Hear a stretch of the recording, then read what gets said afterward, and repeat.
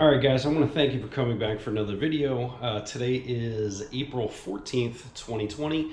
I hope everybody is staying safe and healthy in the coronavirus tragedy that's going on right now.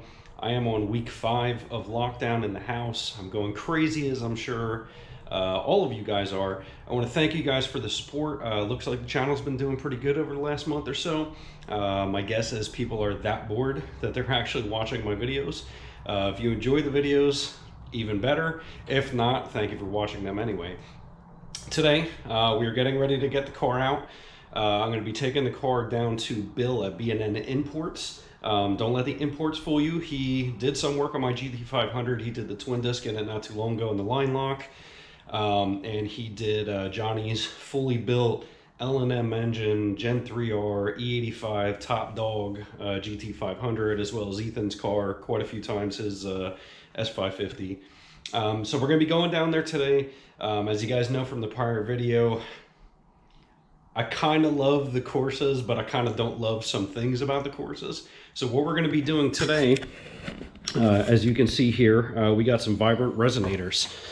So the model number I ended up going with is the 1793. It's a 2.5 inch inlet, 4-inch round resonator, and it is fully 18 inches in length, but just the resonated portion is 14 inches.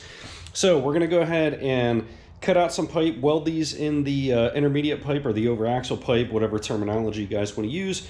And what I'm hoping is this is going to fully get rid of all the crazy rasp. So you guys will hear it when we get in the car and get it started up.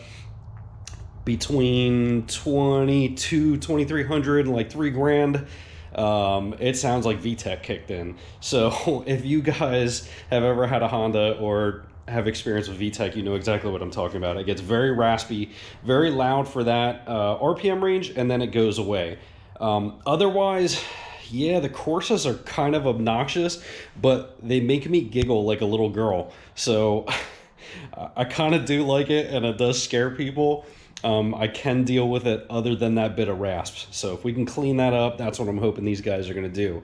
Now, you're going to say, Pete, why do you have your vents out on your hood? So we're going to do a little bit of sleuth work today. Again, from prior videos, you guys have seen IAT problems. I'm tired of it. I got some ideas for things I want to do to get a little bit more fresh air under the hood. So if you ever really paid attention to your vents, these vents do not flow a ton of air. Yeah, they have little slits. They let some stuff out. Here's what the underside of your vents look like. Basically, only this center section is slitted. All the rest is solid. So I'm going to do some tests. I have the vents out right now. We're going to drive the car around for a few weeks. Just kind of get an idea if the IATs change and if my logic is correct. If so, I'm going to modify these vents in a little bit. I'm not sure if I'm just going to take out every other bar and really open these up, or if I'm just going to cut a big hole there or do something else. But one thing I want to show you guys, if you're not familiar with the GT500 hood venting, that whole area wasn't open. This is bracing right here. That is bracing. You can see on each side, this bracing is covering a decent bit of that hole. In the grand scheme of things, if I can get this pretty well open, that is not a huge deal. But the problem is, if I cut those vents open, you're going to see this white behind there. So I'm not very fond about cutting the hood. If I were, I'd probably be going with track spec vents where you cut all the way back to here and cut that all open. This is a GT500, guys. This isn't a V6. I'm not very fond of cutting stuff on a little bit more limited car, so I'm not going to do that. We're going to try running without the vents in. I watch my IATs like a hawk. We're going to see if that makes any difference. If it does, then again, we're going to modify those vents in some fashion. Maybe I'll get with Hector Breton, see if he can CNC me up some kind of vents or something that'll work a little bit better and get that function and form. So we'll go ahead and stop this. We'll get hooked back up in the car in a little bit, and then we'll try and get a little bit of footage down at Bill's shop when he's getting these resonators in. All right, so we're getting ready to get go. For some reason, you fucking freaks just absolutely love these obnoxious, ridiculous cold starts. So I'll be your huckleberry. I'll give you what you're asking for.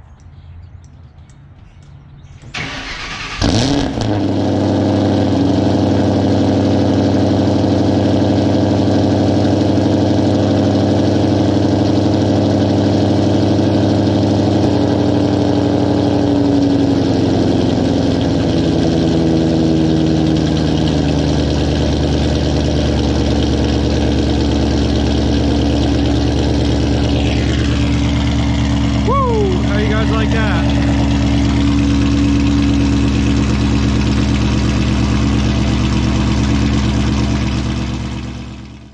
So we've been cruising for about 20 minutes now.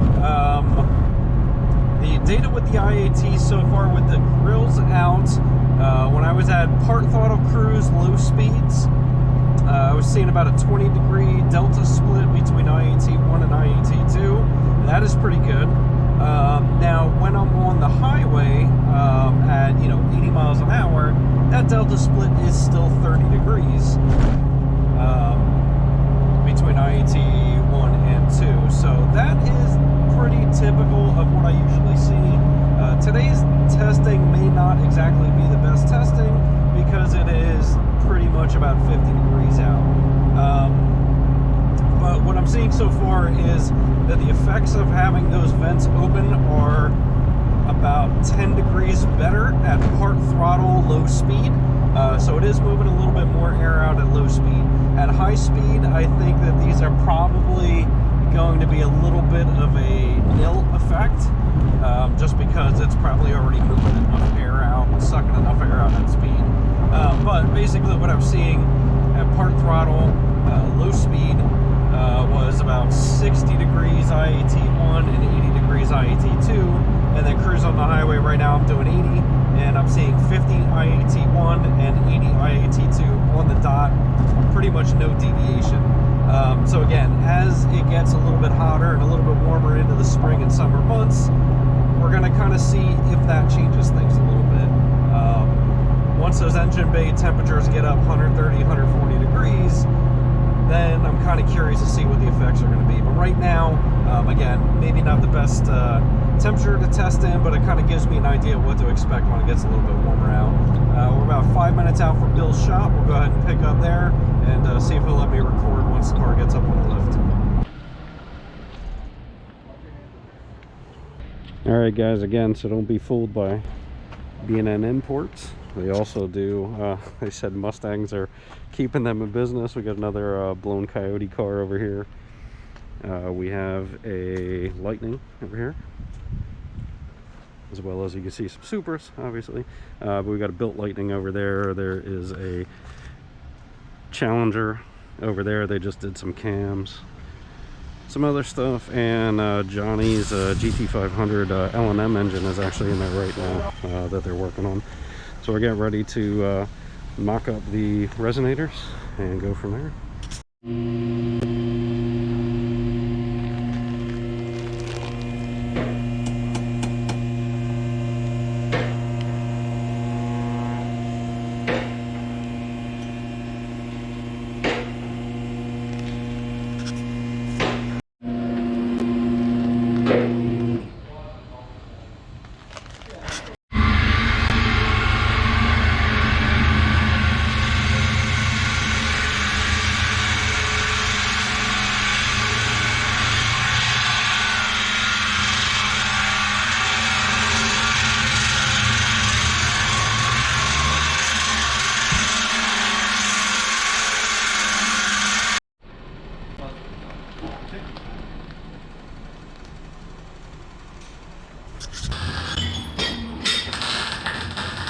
Get a lot of people ask why it's new all the time. It's never broken for the most part.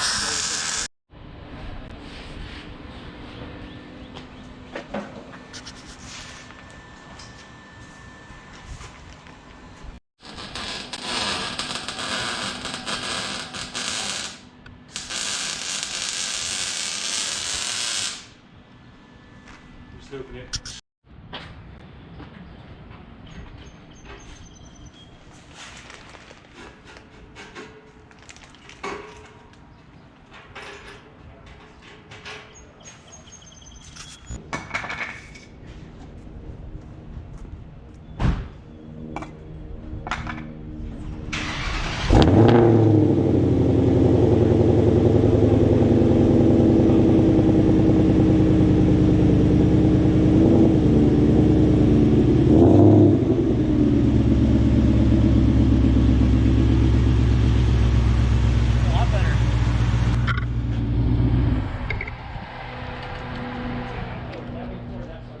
Yeah, or it's retarded. I mean, it was kind of cool in one fashion, but like in another fashion, it was just flat out ridiculous too. So we just left B&N Imports. If you guys heard from the startup, it is significantly more tame on startup. So far, driving it, again, it has completely changed the tone going with these resonators. For the most part, it got rid of all the rasp from that 2200, 2800 range. It still does change the tone a little bit right around that range, but it is significantly more livable. I'm curious to see what a true cold start is going to be like once the car cools down a little bit. Again, because the car was only in there for about an hour or so, the car was technically still warm, but just even for what the car sounded like warm, pre-resonator to post-resonator, a significant amount of difference. That car, as soon as I would turn it on even warm, it would pop like a gunshot, and underneath the pavilions at gas stations, I've scared the shit out of quite a few people. I've seen people jump and duck, and while that is funny to an extent, not exactly what I'm going for. I will say, again, it does seem like it completely changed the tone and mellowed it out a lot. It's kind of hard to tell because the sound is coming out of the back, so it may still be pretty loud out of the back, but I just gave it a quick, 70% throttle pull a little bit earlier, and it does sound a lot quieter. I will say it is a little bit louder than what the stock GT500 mufflers were with the rest of the setup. So it is a little bit louder, but it is not as obnoxious as it was before. So I think we're probably going to find that that is going to be the nice happy medium. So we're going to head home, see if I have any ground clearance issues with the car getting into the garage. I already do have ground clearance issues, but hopefully we minimize that with adding now something that was inch and a half more diameter to the pipes. So we'll see kind of how that works out, and we'll work around that a little bit, and then let the car sit overnight. We'll get a nice cold start to compare with, and we'll try and get a little bit more footage with the windows open so you guys can see, truly what is the difference with adding these resonators, and can you live with the Corsas with resonators, or if you don't like them with resonators because it toned it down too much. So I want to get a little bit more mileage on the car and figure out how much I really like them now that that has been done, and we'll go from there. Alright, so now you guys can hear part throttle. Cleaned up quite a bit, windows are open. So still above, 70% throttle or so. It still is a little bit raspy, but that is to be expected. I mean, it is a, basically a free-flowing exhaust. So it is very livable now. It's still got that little bit of oomph to it now that I can have the windows open. So I just went through the drive-thru, get some food. Vents are not in the hood, and I see a significant amount of heat rays coming out of the hood, which I did not see before. So obviously there is a lot of heat getting out of that hood in place, with those holes there in place of those vents. So what that is going to actually equate to in IAT so far, again, we're not seeing a huge difference on a cooler day once the car is moving, but again, we are going to do a little bit more testing once things do get hot, summertime in PA, and when we're at the track, see if it makes any kind of difference. Still not fully sure if the juice is worth the squeeze, but again, this was a free modification to try this out. It just looks like shit, but this will give me the answers I need. Should I obsess over trying to get some aftermarket grill vents for the hood, or just leave it the way it is and maybe just improve on the stock design a little bit? So guys, again, you can hear windows are up, mid-throttle or so, cruising in fourth gear, 2,500 RPMs. Car is very easy to deal with now. I really don't have any qualms so far from this short, 15-minute drive that I've had home. So far I'll consider this a success. Again, we still want to see what that cold startup sounds like, and maybe if we can get somebody to record behind my car, kind of see what it sounds like to people outside of the world. I do think that the soundproofing in the car, you know, and obviously with it blowing the exhaust out the back, I'm not hearing it exactly for what it is. But so far, I will say that these have helped out tremendously. All right, it is May 2nd. We finally have a nice day here in Pennsylvania. We have been having nothing but rain, cold days, busy with all kinds of things. So we're finally going to give you guys a cold start on the Corsa system with the Vibrant Resonators on it, so you can hear what it sounds like. And we're going to get the car out for a little bit and go cruising, see if we can get into some racing tonight.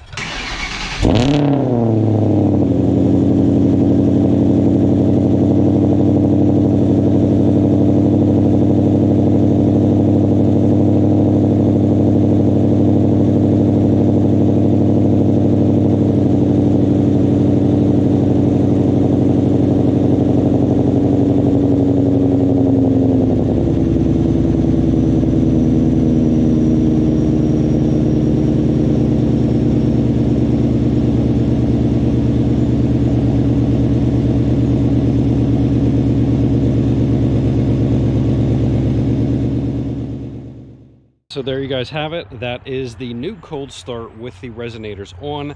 As you can hear, it is still pretty loud on cold startup because the way the mod motors kind of flare up and hang the RPMs up a little high.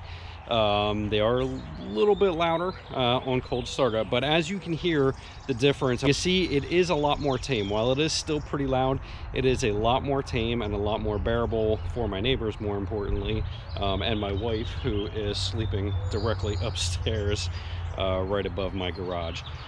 So again, it did get rid of a lot of that rasp, a lot of that crackling at idle on the cold startup, and it is nice now. So we're gonna go ahead and end this video. If you guys have any special requests for any cruising videos or anything like that, if you want me to make a compilation of the different muffler setups and different exhaust setups like I did in the prior videos, let me know. I'll go ahead and compile some of that old data and get it all together. Otherwise, guys, we'll see you on the next one. I'm gonna go ahead and go out and cruise again, see if I can get in a little bit of trouble, catch some races tonight, and get a little bit of footage for the new season, see how the car's working out for me. So we'll catch you guys on the next one.